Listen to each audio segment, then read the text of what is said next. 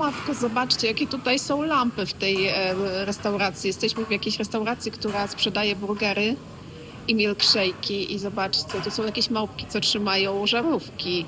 Takie małpy, kurcze, niesamowite. Jakiś designer tak zadizajnował. Ile tych małp tu jest? Tutaj są, tutaj 4, tak? A miejsce wygląda tak.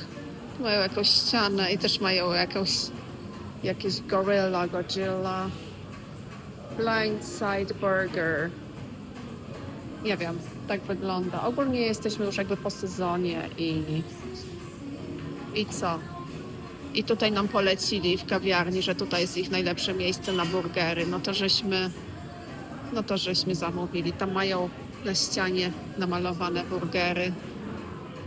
O, proszę. No nic, nie będę za długo kręcić. Ludzie też mówią, że wielkie milkshake'i robią.